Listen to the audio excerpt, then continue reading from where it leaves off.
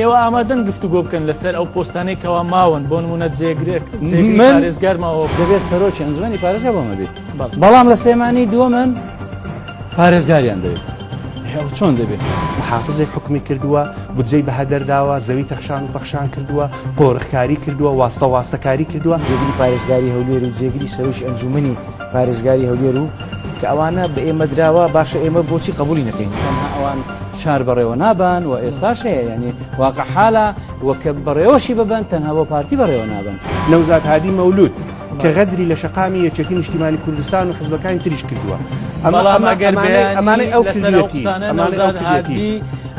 داوای یاساییت لەسەر تۆمار بکات دادگا لە پارێزگاری هەولێر سربەخۆنیە بە یەک تەلەفۆنی محافز حاکم دەبێ بچێتەوە ماڵەوە. بۆچی چاوەڕێی لایەنەکان بکەین لایەنەکانت کە لە کاتی خۆی چاوەڕێی ئێمەیان کردووە.